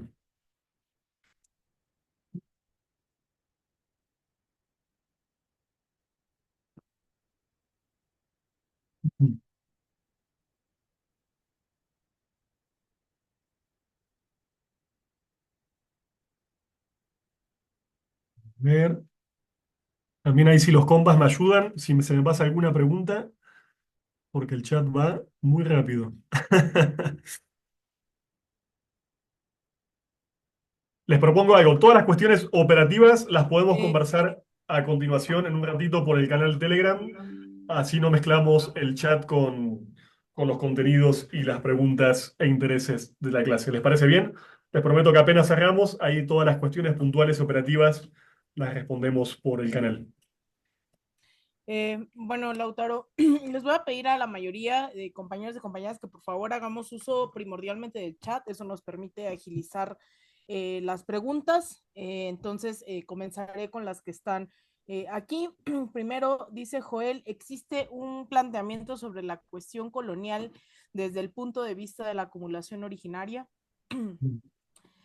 Pregunta Verónica, entonces, si las obras de Marx tardío no se conocieron hasta hace pocos años, las adaptaciones que se hicieron de su pensamiento en América Latina fueron derivadas de la praxis. Ujú. Pregunta Axel Lautaro, ¿cómo se diferencia el concepto de populismo del siglo XIX con cómo entendemos el concepto el día de hoy? Y si quieres, Sí. con esta vamos a cerrar esta primera ronda. ¿Cómo concilia Marx la idea de la internacional de que una guerra entre imperios era imposible por la condición de clase del obrero? Entonces, suman más, si Bien. quieres arrancamos con estas. Perfecto. Bueno, muchísimas gracias. Muy buenas y pertinentes preguntas.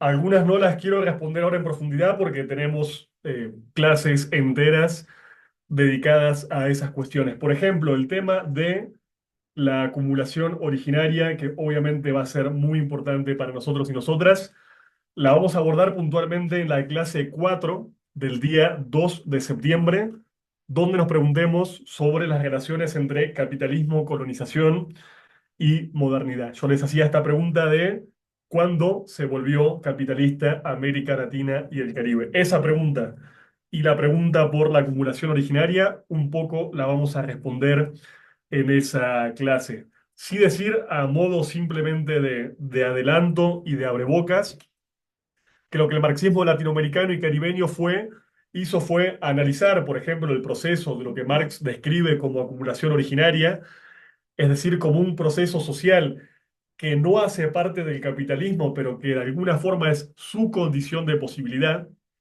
Estamos hablando puntualmente, en este caso, de la conquista de América Latina y el Caribe, y sobre todo de la extracción de una serie de recursos fabulosos, en primer lugar minerales, oro y plata, que de alguna forma van a estar en la base del despegue capitalista de los países centrales de Europa. Y obviamente esta idea de la acumulación originaria, y lo encontramos en los propios textos de Marx, por ejemplo, en El Capital, presuponen y él describe los elementos del despojo. La acumulación originaria es intrínsecamente violenta, parte del hecho colonial, parte del hecho militar y se valió de la fuerza desnuda y bruta para someter a poblaciones, extraer recursos y disciplinar a la fuerza de trabajo, como veremos más adelante con el tema de la plantación y de la esclavitud. Sin embargo, la gran pregunta que nuestro y que otros marxismos se van a hacer es si ese carácter coactivo que Marx cifra en la acumulación originaria es solamente una característica del minuto cero del capital, o si más bien es una característica que encontramos en todo el proceso de acumulación ampliada del capital. Y les respondo muy brevemente, cuando nosotros analicemos qué pasa en la plantación caribeña, muy, por ejemplo, avanzado el siglo XIX, o qué pasa en los regímenes de explotación semiserviles que someten a los pueblos indígenas, vamos a ver que la coacción y la violencia siguen estando como un procedimiento fundamental, insisto, para garantizar el sometimiento de poblaciones y la reproducción ampliada del capital. Entonces, esa idea de acumulación originaria es importante, es un elemento muy, pero muy trascendental de la obra de Marx, pero de alguna forma va a ser releída y decodificada con otros matices y otros condimentos por nuestros marxistas de América Latina y el Caribe. Eso sobre la cuestión uno. Después sobre la segunda cuestión. Sí, después podemos ir, si se quieren, eh, haciendo una cronología más precisa de las diferentes obras de Marx y Engels, cuándo fueron recibidas, les puedo armar un croquis con eso, y también qué pasó con otras obras, por supuesto, de marxistas sumamente connotados de la segunda o tercera generación marxista, como es el caso de Lenin, de Gramsci, de Rosa Luxemburgo, Pero sí decirles a priori en relación a la pregunta de la compañera que por lo menos cuando, por ejemplo, una figura como Mariátegui elabora su propia concepción sobre el rol de la comunidad indígena originaria y articula la cuestión nacional, la cuestión racial y la cuestión comunitaria pensando un programa de transformaciones sociales, está formulando su idea de la comunidad sin conocer en ese momento lo que el propio Marx había dicho sobre la comuna rusa. Por eso les decía y les señalaba lo hermoso de esa paradoja de dos cuerpos de pensamiento que por supuesto están vinculados desde el minuto cero, pero que siguen trayectorias en algún sentido paralelas y convergentes y que después, con el paso de las décadas, se van a encontrar incluso en términos de conocer la bibliografía, de que los autores se conozcan y los procesos emancipatorios se interrelacionen. Después, les agradezco mucho la pregunta sobre el populismo. Es una salvedad que debería haber hecho y no hice. Cuando hablamos del populismo de la Rusia de fines del siglo XIX, hablamos de algo que no tiene absolutamente nada que ver con lo que en nuestro siglo XX se caracterizó como populismo.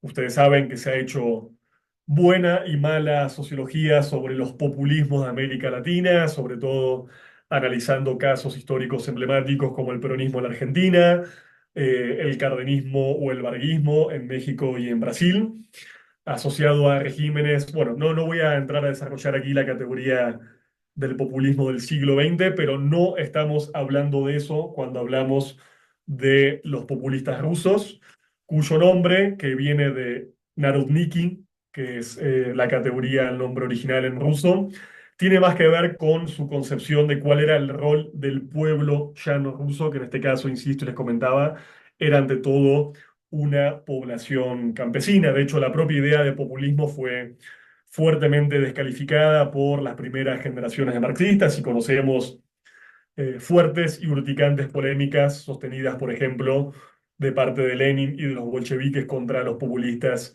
y otras corrientes no marxistas en el caso de Rusia. Pero sí, son dos populismos, dos fenómenos históricos completamente diferentes que simplemente comparten casualmente ese rótulo y esa categoría.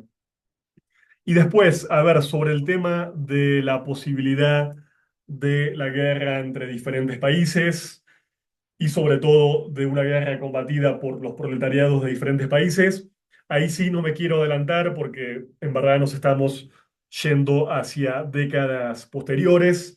Cuando Marx muere, el escenario de una guerra europea todavía no era ni tan claro ni tan inminente y va a ser más que problema de Marx y de Engels, un problema fundamental de la segunda generación de marxistas y sobre todo un problema fundamental de la segunda internacional de tipo socialista, que de hecho va a resultar fracturada y va a saltar por los aires cuando explote la primera gran guerra europea en 1914, pero es, insisto, tema de décadas posteriores. Ya le vamos a poder dedicar, si quieren, en las próximas clases, algún apartado a trabajar como el debate de la nación y de la clase entró en tensión y colapsó en esa coyuntura histórica en particular. Y bueno, hay ya bastantes preguntas que van, algunas en sentidos similares.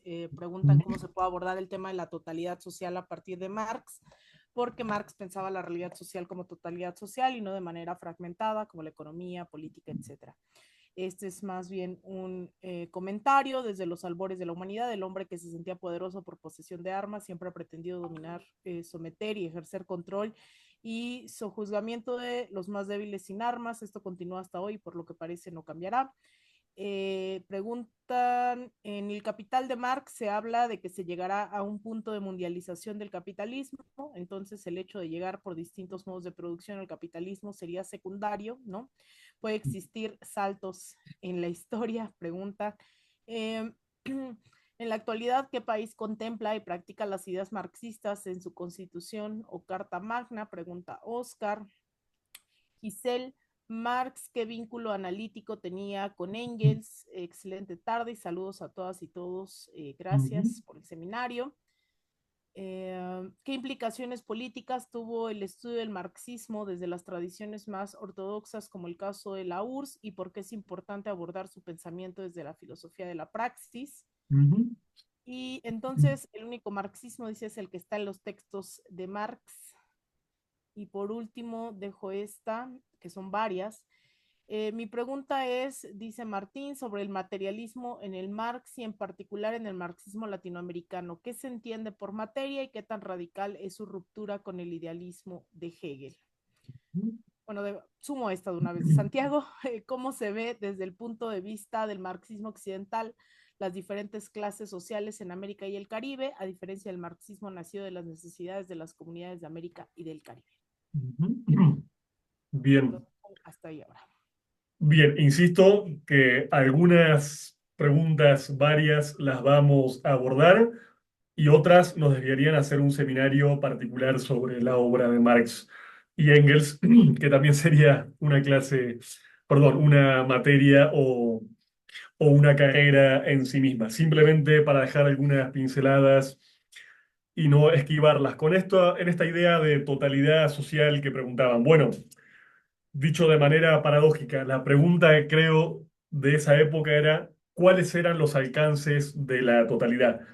Digo, el capitalismo, esto lo decía un autor que vamos a ver más adelante, Oliver Cox, no hay tal cosa como un capitalismo estacionario.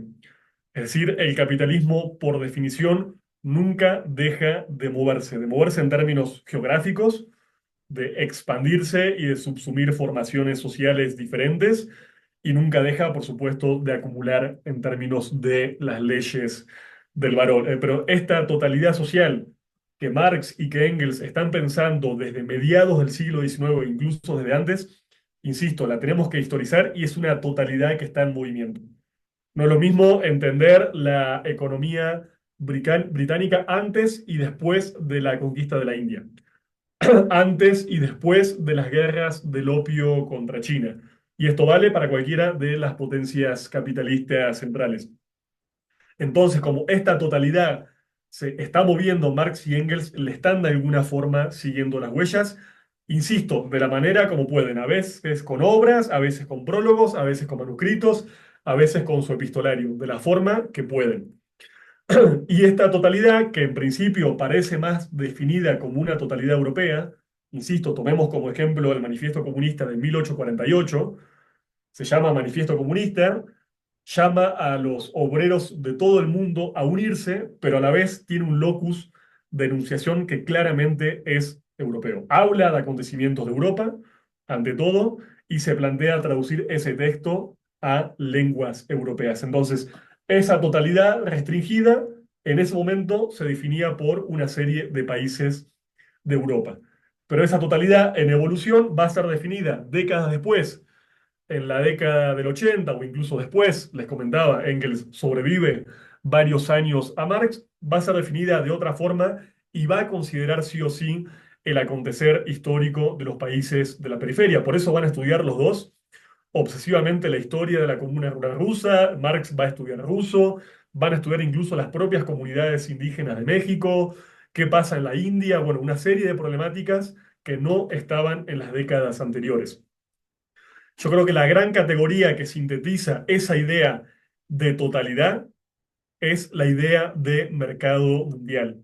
Las primeras formulaciones de Marx en El Capital que hablan de que el capitalismo es un mercado mundial, lo cual nos lleva, insisto, a pensar las relaciones, y acá voy a usar una categoría extemporánea, no es de la época, no es de Marx, la relación entre centros y periferias, que también va a ser muy importante para nuestros marxismos y sobre todo después para, por ejemplo, las teorías marxistas de la dependencia.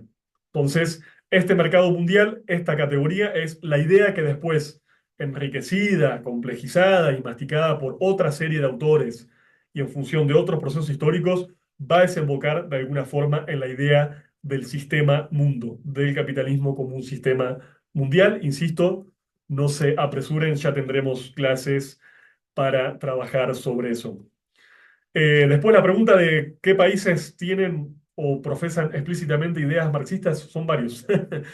De nuestro continente, ni más ni menos que Cuba, y a nivel global ni más ni menos que la hoy, según diferentes indicadores, principal potencia económica mundial, que es China. Digo, está codificado en sus propios documentos fundacionales, pero bueno, no es un tema en el cual me parece nos podamos meter ahora. Ahí alguien preguntaba sobre el vínculo con Engels. Bueno, ahí hay que decir dos cosas. En relación a estos temas que nos competen, la cuestión nacional, la cuestión colonial, sí hay que decir que Engels fue, digámoslo así, un poco más testarudo o menos flexible o autocrítico que Marx. Él sí va a sostener, por ejemplo, el uso de esta categoría tan problemática de los pueblos sin historia, incluso después de la muerte de Marx. Él va a ser el autor de este famoso texto, el Anti-Düring, que va a estar en la base de la codificación del marxismo materialista de tipo soviético, con un desarrollo filosófico, bueno, hoy obviamente muy discutible desde nuestra actualidad. Si quieren, quizás para discutir y entender mejor la formulación histórica de este materialismo, lo que preguntaba el compañero también, qué se entendía y qué se entiende por materialismo y demás, les voy a agregar un fragmento del libro de Néstor Cohen, Marx en su tercer mundo, que aborda con mucha maestría e historiza la construcción de este materialismo marxista como canon soviético. Eh, pero bueno, eso, sí decirles que de alguna forma Engels mantiene una concepción mucho más eurocentrada, mucho más evolucionista. Esto no nos tiene que llevar a soslayar otra serie de aportes muy importantes que hizo Engels por su cuenta y en su época, pero sí está mucho más presa, me parece a mí, de un pensamiento de tipo eurocentrado. Y de hecho, no casualmente, cuando Marx muera, el interés de Engels por el acontecer de los países periféricos va a mermar ostensiblemente y se va a ascender sobre todo de vuelta en el análisis del acontecer de algunos países europeos. No quiero forzar la contraposición entre un Marx bueno y decolonial y un Engels malo y eurocentrado. No es para nada esa categoría, esa caricatura, perdón, pero sí no podemos dejar de hacernos cargo de una serie de matices y diferencias. Eh, Creo haber contestado todas. No sé si se me escapó alguna, Alina, pero fueron unas cuantas. Sí, básicamente, y bueno, las otras, pues básicamente son preguntas ya sobre qué se va a abordar, ¿no? Y temas que Bien. creo que sí se abordarán en unas siguientes sesiones. Pregunta por aquí Ana sobre si es que se abordará en que el marxismo latinoamericano tenga corrientes teóricas que se articulen con las cosmovisiones de los pueblos originarios respecto a la reconstrucción de la comunidad de vida entre ser humano y la madre tierra. Y hay otras que, bueno, el tema de la raza, que también entiendo se abordará en las siguientes sesiones. Entonces, pues yo lo dejaría por acá, Lautaro, el día de hoy, volviéndoles a insistir, el compañero Diego, el compañero Axel, están poniendo la lista de asistencia de esta primera sesión. Les recordamos que incluso, bueno, a nosotros nos aparece el tiempo de conexión también de cuánto estuvieron en la clase, entonces se les pide por favor que también estén pues más del 80% de cada una de las sesiones, que se puedan anotar en esta lista de asistencia a su vez, a pesar de que tenemos el registro, también tengamos cuidado en entrar con el correo, ¿no? De Zoom que están registrados también para tener ese doble check, ¿no? Porque a veces solo nos ponen su nombre, a veces el correo estaba mal, entonces tenemos la lista cuando se conectan, quienes ingresan a la sesión y les estaremos enviando, sea a través del canal de Telegram y del correo que hablaba también el compañero Lautaro, las lecturas, respondiendo dudas, sobre todo en estas primeras sesiones que puede haber más dudas y se irá notificando sobre quienes participen también, decíamos, en estas sesiones específicas en donde podamos tener contribuciones de otros compañeros y compañeras que se sumen a este seminario. Entonces ahí estaríamos enviando todos estos detalles. Entonces, pues para cerrar, Lautaro, no sé si quieras agregar algo más. No, perfecto. Solamente eso, reforzar lo de que organicemos la comunicación por el mail, que voy a hacer yo más mandándoles, y entiéndame si no les contesto uno por uno, porque son muchísimas personas, y el canalcito mucho más ágil de Telegram que organizó el INFP. Tratemos de que no le lluevan consultas ni a Lina, ni a mí, ni a nadie por Twitter, Telegram, Signal. O sea, usemos esos dos medios de comunicación porque más comunicación no siempre es mejor comunicación. Así que hagámoslo ahí ordenadito. Insisto, les vamos a mandar ahí el programa, muchos de los temas que mencionaban, por supuesto, el vínculo raza-clase, la cuestión indígena, la comunidad, todo eso está súper contemplado. Lo vamos a trabajar con ustedes y espero vamos a invitar a gente bastante piola y muy grosa también a que nos dé su mirada y sus pantallazos. Así que simplemente agradecerles el interés y la paciencia, de vuelta agradecerle a la INFP, volver a invitarles a que les sigan y les acompañen en las redes sociales, en todos sus cursos y propuestas, que son muchas y muy ricas. Y bueno, nos estaríamos viendo en principio la próxima semana, el día 19 de agosto, a la misma hora por el mismo canal. ¿Sí? Perfecto, pues muchísimas gracias, Lautaro. Les estaremos insistiendo les enviaremos las lecturas, todo a través del canal de Telegram y también esta sesión estará para su disposición próximamente. Se está grabando ahorita, pero se va a subir al canal del Instituto de Formación Política. También en el correo se los agregaríamos por si quieren volver a revisarla y si no, pues básicamente está en el canal de YouTube del instituto. Ahí se va a transmitir. Así que pues agradecerte, Lautaro, agradecerle a todo el equipo que nos está apoyando en lo técnico, ahí al equipo de tecnologías y a la coordinación internacional. Y nos vemos el próximo lunes a las 5 de la tarde. Así que muchas gracias y hasta pronto para todos y todas. Gracias.